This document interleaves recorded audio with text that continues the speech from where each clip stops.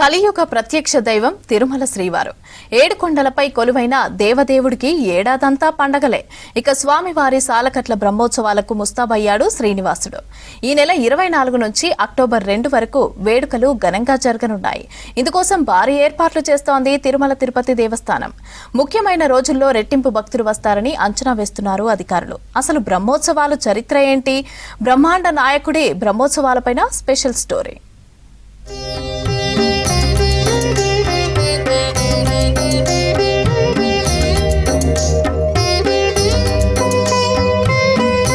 తిరుమల శ్రీవారి ఆలయం మరో ఉత్సవానికి సిద్ధమవుతోంది.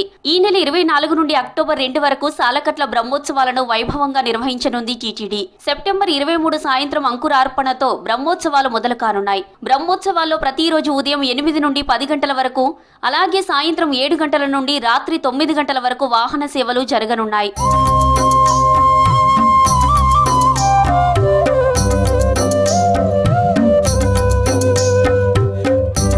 బ్రహ్మోత్సవాల సందర్భంగా రాష్ట్ర సర్కార్ తరపున ఏపీ సీఎం చంద్రబాబు ఈ నెల 24న పట్టు వస్త్రాలు సమర్పించనున్నారు. సెప్టెంబర్ 28న గరుడ సేవ, అక్టోబర్ 2న చక్ర స్నానంతో బ్రహ్మోత్సవాలు వైభవంగా ముగియనున్నాయి.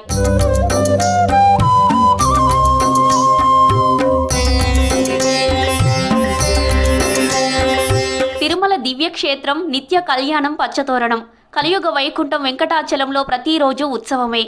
సుప్రభాతం, తోమాల, సహస్రనామార్చన వంటి నిత్యోత్సవాలు, అష్టదళ పాద పద్మారాధన, తిరుప్పావడ, పూలంగి, శుక్రవారాభిషేకం వంటి వారోత్సవాలు జరుగుతుంటాయి. రోహిణి, ఆరుద్ర, పునర్వసు, శ్రవణం వంటి నక్షత్ర ఉత్సవాలు నిర్వహిస్తారు.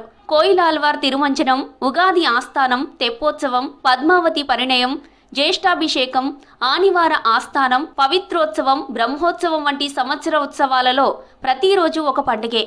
ప్రతిరోజు పరమాన్న భరిత నివేదనలతో ఏడుకొండలవాడు ఏడాది పొడవునా పూజలందుకుంటూ ఉత్సవాల దేవునిగా పేరుగాంచాడు.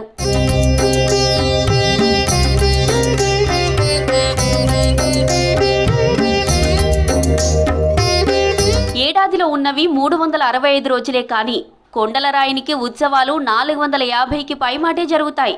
అలంకార ప్రియుడైన శ్రీహరి వైభవాన్ని చూసేందుకు 1000 కన్నులైనా చాలవు. స్వామివారి ఉత్సవమూర్తి అయిన శ్రీ మలయప్ప ఉభయ దేవేరులైన శ్రీదేవి భూదేవితో సర్వాంగ సుందరంగా ముస్తాబై తిరుమాడ వీధులలో ఊరేగుతూ భక్తులకు కనువిందు చేస్తాడు. 10వ శతాబ్దంలో పల్లవరాణి సమవాయి కాలంలో తిరుమల శ్రీవారికి ఏడాదికి 2 సార్లు బ్రహ్మోత్సవాలు నిర్వహించినట్లు శాసన ఆధారాలున్నాయి. ఆ కాలంలో పెరటాసి, మాఘ మాసాల్లో బ్రహ్మోత్సవాలు నిర్వహించేవారు. 13వ శతాబ్దం వరకు ఈ సాంప్రదాయం కొనసాగింది.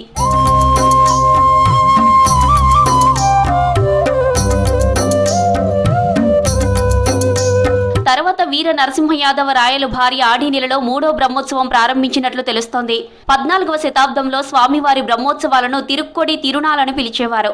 ఈ శతాబ్దంలో సంవత్సరానికి 3 సార్లు బ్రహ్మోత్సవాలు నిర్వహించేవారు. తిరుమలలో 2 బ్రహ్మోత్సవాలు, తిరుపతిలోని గోవిందరాజస్వామి ఆలయంలో 1 బ్రహ్మోత్సవాలు జరిగేవి.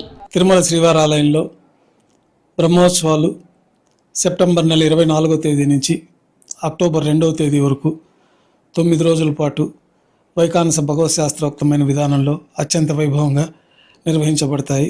అందుకు సకల ఏర్పాట్లు జరుగుతూ ఉన్నాయి. వైభవంగా గరుడ సేవ లక్షలాది మంది భక్తజన సందోహం మధ్య నిర్వహించడం జరుగుతుంది. 16వ శతాబ్దం నాటికి వైశాఖం, ఆడి మాసాల్లో మినహా నెలకు 1 చొప్పున బ్రహ్మోత్సవాలు నిర్వహించినట్లు శాసనాల్లో ఉంది. వైశాఖం, ఆడి మాసాల్లో తిరుపతిలోని గోవిందరాజస్వామి ఆలయంలో బ్రహ్మోత్సవాలు నిర్వహించేవారు. ఆ రోజుల్లో అంకురార్పణతో కలిపి మొత్తం 12 రోజులు అంగరంగ వైభవంగా బ్రహ్మోత్సవాలు జరిగేవి. గత కొన్ని శతాబ్దాల క్రితం వరకు సంవత్సరంలో 4 సార్లు బ్రహ్మోత్సవాలు నిర్వహించినట్లు శాసన ఆధారాలున్నాయి. పెరటాసి, రథసప్తమి, కైసిక ఏకాదశి, వైకుంఠ ఏకాదశి సమయాల్లో బ్రహ్మోత్సవాలు నిర్వహించినట్లు తెలుస్తోంది.